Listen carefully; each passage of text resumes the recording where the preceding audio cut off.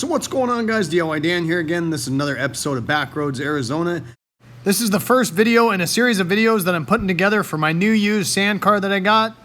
The main part of this video is going to be the installation of a Weddle 10.4 twin plate clutch flywheel assembly to my 6.2 liter LS3 engine that I just purchased, which is attaching to my Mendeola sequential 4 transmission.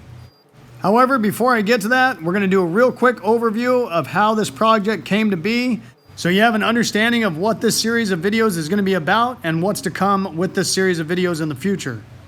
If you end up enjoying this video and it gives you some good information, make sure you subscribe to my channel and hit that like button. I'd really appreciate it. The whole concept of my channel is to give you guys the most information in the least amount of time as possible, so I don't waste your time. And let's get to it. To keep a long story short, this basically started with me taking my RZR with paddle tires up to the dunes with some guys with some long travel cars. I was trying to follow them and put my RZR right on its top the first trip we went. Once my RZR went on its top, I took some trips with those guys with their long travel cars and realized I really wanted one. I didn't have the cash flow to purchase one at that time, so I bought a project car, basically a bare rolling chassis. I tried doing some of the fab work on the chassis myself. Now keep in mind, I'm more of a mechanic than I am a fabricator. It wasn't coming out as good as what I would like it to be. So then I ended up taking it to some fab shops, and I was getting quotes upwards of $50,000 to get it even close to being done. At that point, I decided to scrap that project, but it just so happens one of the fab guys knew a gentleman that was selling a rolling chassis that was complete. He wanted to keep his engine and tranny, but wanted to sell the chassis. Now, I did have to have some fabrication done because previously this chassis was holding an Albin's TRANSAXLE, and I was going with the Mendeola sequential 4. I got that fab work done by Kevin Jackson over at Performance Works. I had visited about 3 or 4 fab shops in the time frame trying to get my old car figured out. He was the first one that actually gave me a very honest opinion about what it was going to take to get that one done. I felt he was very reasonably priced in this day and age and had a lot of knowledge about what he was doing. And I definitely will be going to him again if there's more fab projects that I feel I just can't handle in the future. Once getting the car back from the fab shop, I did have to color match the paint and touch that up and then reassemble everything, putting the tranny, fuel tank, radiator, etc. back in the car. And then just recently I was able to come up with the money to buy the engine that I'm putting in this car, which was the last big puzzle piece for this car in order to get it ready for dune season.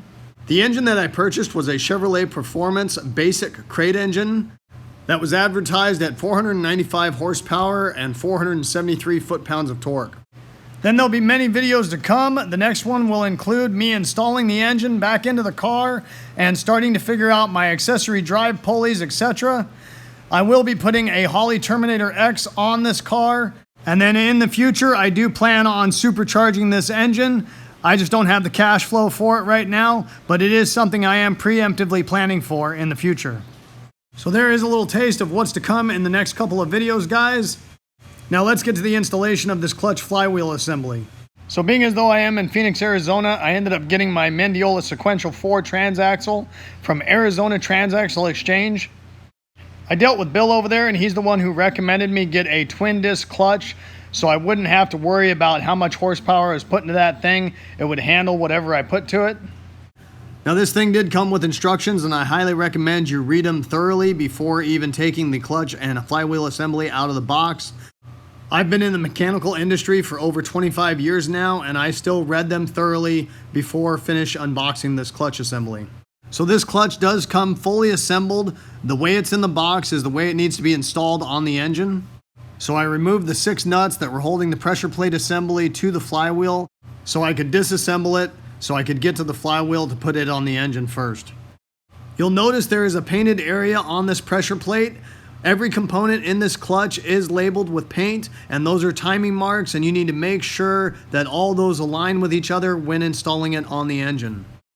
I removed the pressure plate assembly and flipped it over so I could set the first friction disc on the pressure plate in the same order that I removed it out of the box. The concept for this is going to be the same for a single disc clutch. I've just got a twin disc, so I had an extra floater plate and an extra friction. Every component in this clutch is labeled with that paint, so you can either snap pictures or just make note of it somehow so you know that's exactly how it goes back together. You'll notice that there are 6 spacers on the studs on the flywheel to hold the pressure plate in place. Those spacers are not attached to those studs or flywheels, so you need to make sure that you do not have them fall off when you're installing it, and make sure they stay in the exact location that they are on the flywheel. The first part of installing this clutch assembly is putting a new pilot bearing in the crankshaft of the engine. If you're actually replacing a clutch, you will need to remove that bearing in order to install it, obviously. They do make tools on Amazon for a pretty reasonable price to make it easy to remove this bearing. This clutch assembly did come with a brand new pilot bearing. So right here, I'm just getting ready to install it. Being as though it is pressed in on the outside diameter of the bearing, that is the part of the bearing that you need to hit in order to install it. You never want to hit the inside race of the bearing in order to install it if it is pressed in on the outside. That could result in bearing failure. I only mention this if you're trying to use some type of a brass punch in order to install this pilot bearing. I really don't recommend that. If you don't have something similar to what I'm going to use, try and find a socket that fits the outside diameter of that bearing, and then hit your socket with the hammer in order to install it that way. To install my pilot bearing, I used my bearing race and seal driver set. You'll notice the different sizes. I just matched one up that was the same as the outside diameter of the bearing, then used a hammer in order to press it into the crankshaft. I like to give it a couple small hits just to get the bearing started in the crankshaft, then pull it away and take a look at it. You'll notice I'm a little crooked here. So then I'm going to concentrate the most of my pressure with the hammer on the bottom of that bearing in order to straighten it out. You'll notice when smacking the tool, if you get a thud sound, that means you're nice and straight and it should be going in nicely. If you start getting a bounce back, that means you're getting crooked and you need to readdress and center that bearing again, smacking the part that's not going in as far as the rest. When you actually get completely done installing that bearing, the tool should bounce back at you a little bit more and you should get more of a ting sound instead of that thud when hitting it.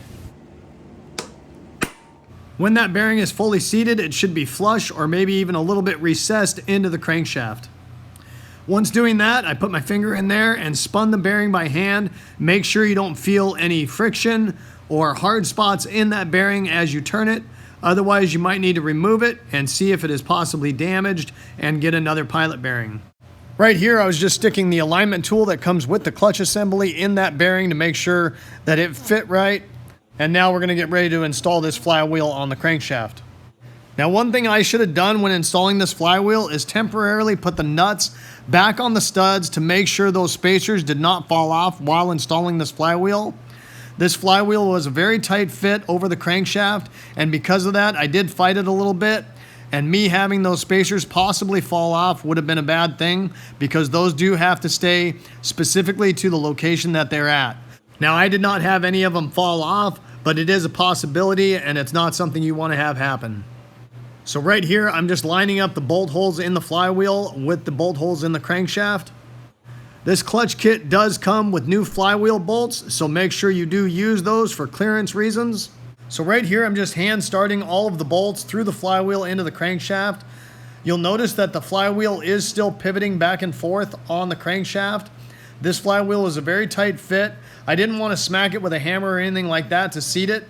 So I just kept tightening them down by hand and then pushing the flywheel with my hand back and forth and tightening them down as much as I could by hand. Then I grabbed my torque wrench and set it to 25 foot-pounds and worked it in a star pattern to fully seat that flywheel on the crankshaft.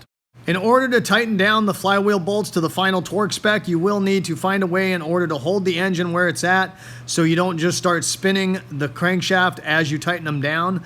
I used a 1/2-inch breaker bar with a socket on the front crankshaft bolt and leveraged that breaker bar against the pallet that the engine came on to accomplish this. The final torque spec for these bolts is 90 foot-pounds as specified on the bag they came in. I always like to do this in stages, so after that initial 25 foot-pounds, I set it to 50 foot-pounds, and then I went to 80, and then a final torque spec of that 90. And at each one of those stages, I tighten them all down in a star pattern. Once getting to that final torque spec of 90 foot-pounds, I did go over them 2 more times just to make sure that everything was torqued correctly.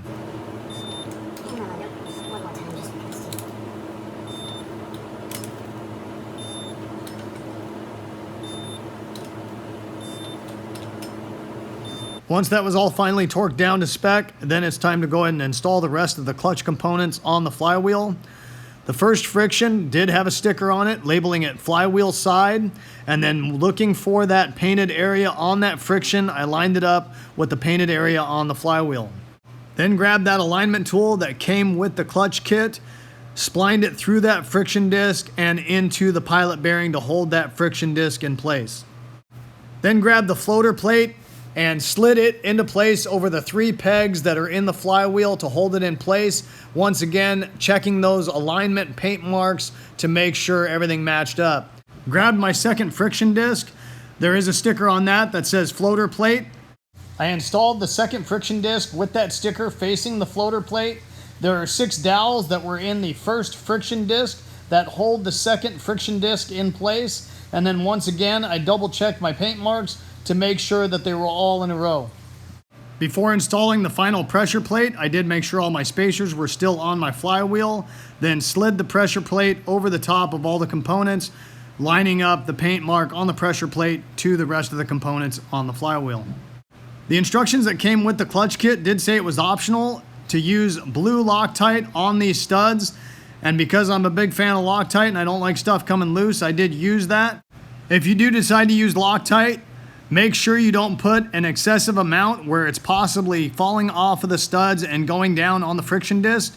I just barely put a little bit inside each one of the nuts and then threaded them onto the studs by hand.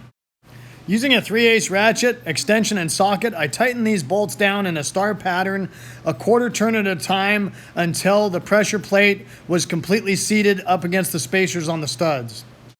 It's a good idea to grab your alignment tool and wiggle it side to side and up and down to make sure that friction disc is nice and centered before you start tightening down the nuts on the pressure plate. Once the pressure plate was seated all the way up against those spacers, doing that quarter turn at a time, I grabbed the alignment tool and went in and out a couple times, making sure it did not bind in any way, shape, or form. If it doesn't feel smooth, then you need to loosen those nuts back up, recenter that friction and alignment tool, and then tighten them back down and try it again. Then I grabbed my torque wrench. The final torque spec is 35 to 38 foot-pounds. I think I did mine at 25 pounds first, then went ahead and set it to that 38 and did the final torque and went over it a couple times once again in that star pattern in order to verify that everything was good. I took one final good look to make sure everything looked right, spun it 180 degrees and took another look. It's a good idea to look at how many threads are sticking out past the nut on each one of the studs and make sure it looks identical all the way around. If 1 or 2 or half of them look like they're not threaded in as far, you need to take a good look at the way that pressure plate is seated on that flywheel. So that's going to wrap it up for this video, guys. Hopefully you guys enjoyed it and it gave you some good information. Once again, if so, hit that like button and subscribe to my channel if you haven't already. I'd really appreciate it. The whole concept of my channel is to give you guys the most information in the least amount of time as possible so I don't waste your time. And I hope to see you next time. Have a good one. Later.